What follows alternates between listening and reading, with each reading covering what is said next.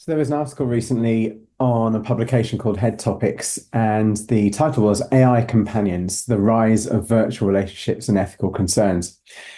And there's been quite a lot of talk about this, of course, in the AI space. And the natural conclusion, of course, of many assistants is, could that not be a partner as well? Is there an extension where one could imagine that rather than having human relationships, we can have relationships with pieces of technology? At the bottom of the article, the author writes, perhaps before long, we will see corporations offering responsibly sourced AI partners. Corporations will meet this demand unless society and the state set clear boundaries on what's acceptable.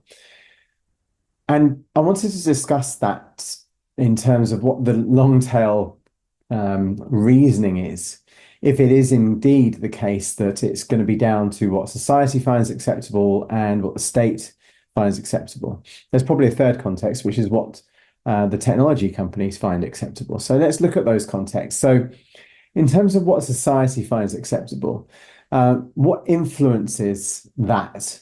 One could argue is the media, the way that the tools and platforms are used at the moment, what we find normal. So at the moment, it's normal for us to sign away our privacy. It's normal for us to sign away our pieces of personality and our intellectual property of our imagery and so forth.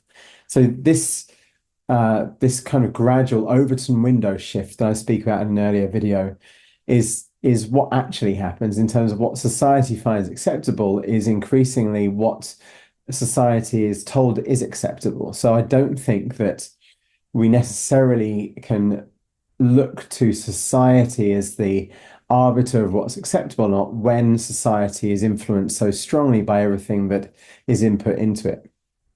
And then we have what corporations deem acceptable. Recently, Facebook admitted to scraping every adult user's public photos and posts to train AI without any opt-out.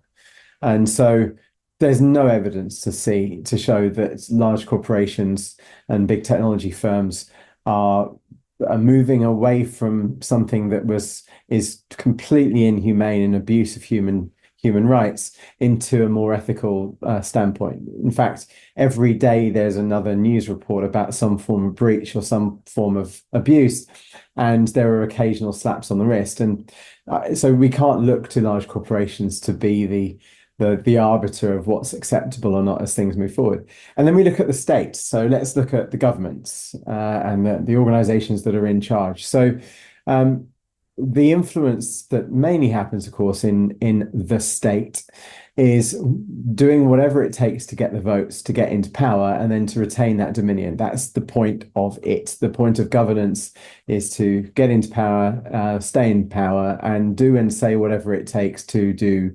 that. And it's unlikely that we can look to the state as the arbiter of what is acceptable moving forward, bearing in mind that the objective is not necessarily the benefit of society. The objective is to get into power. So one is dominion, power, and the other is cultural well-being, which is a tagline to win more votes, as opposed to something that is a mission that any form of government that I've ever witnessed is predominantly in caring of. Now, there are people who are in various different parts of government who definitely do care.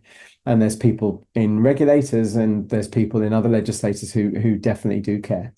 In the same way as there's people in large corporations and big technology firms that definitely do care, and there's lots of members of society that definitely do care. So this isn't to say that no one cares. It is that we need to look at who guards the guards. So who is actually not only in charge of what's acceptable and what isn't, and what's legislated against or regulated to and from, but who guards them. And there's a Latin phrase which speaks to this, which is quis codiet ipsos custodes, which is a Latin phrase found in Satires, which is a work of a first, second century Roman poet called Juvenal. And it can be translated into who will guard the guards themselves or who will watch the watchmen. And there's a lot of people who incorrectly attribute that to Plato's Republic in popular media and academic context, but there's no parallel. exactly in the Republic, but it's used by modern authors to express Socrates' concerns about the guardians, and the solution of which is essentially to properly train their souls. But when we look at who guards the guards, what regulations are there in place for the regulators? What laws are they for the lawmakers? Now, I've always looked to the United Nations Declaration of Human Rights as something that I wish was more legislative, i.e., more law as opposed to general guidance from the UN. But so if that isn't the case, and there's no law of robotics in place, there's no overarching sanctions at this point, there's probably like 4 or 5 other options that could happen. Maybe governments will have a personality bypass and suddenly genuinely care about society more so than just getting votes and gaining votes and retaining votes. Maybe big technology firms will fundamentally change their hierarchical and cynical view of private information, where the service is free because you and your data are the product. Maybe a growing majority of people will choose more ethical technology. Maybe channels like this will enable people to realize the choices that they have. Maybe something has to go wrong first. Maybe people have to realize the outcome, some form of darker outcomes for people to realize that there are options. I hope that that's not the case, but that could be one of the options.